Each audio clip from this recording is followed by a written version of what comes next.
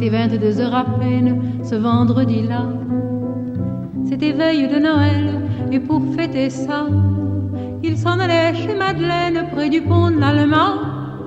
Elle aurait eu tant de peine qu'il ne vienne pas fêter Noël, fêter Noël, en smoking de velours vert, en col roulé blanc, et le cœur en bandoulière, marchant à pas lents. À pied il longeait la selle tout en sifflotant, puisqu'il allait chez Madeleine, il avait bien le temps.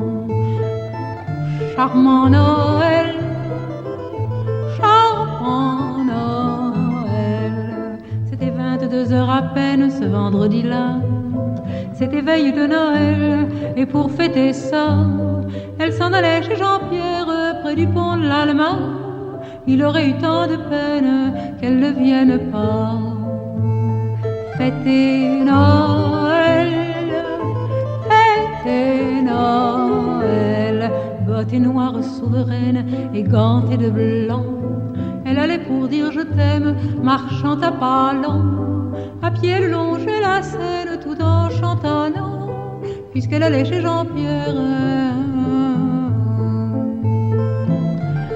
Charmant Noël, charmant Noël. Or voilà que sur le pont ils se rencontrèrent, ces deux-là qui s'en venaient d'un chemin contraire.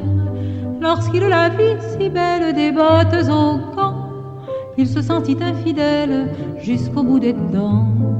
Elle aima son smoking vert, son col roulé blanc, et frissonna dans l'hiver en lui souriant.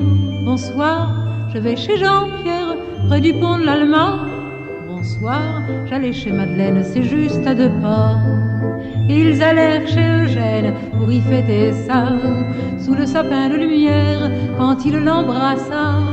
Heureuse elle se fit légère au creux de son bras. Au petit jour, ils s'aimèrent près d'un feu de bois. Joyeux Noël, joyeux Noël. Mais après une semaine, ce vendredi-là, veille de l'année nouvelle, tout recommença. Il se rendit chez Madeleine, l'air un peu sournois. Elle se rendit chez Jean-Pierre, un peu tard ma foi. Bien sûr, il y eut des scènes près du pont de l'Allemand. Qu'est-ce que ça pouvait leur faire à ces amants-là, eux qu'avaient eu un Noël comme on n'en fait pas. Mais il est bien doux quand même de rentrer chez soi. Après Noël, joyeux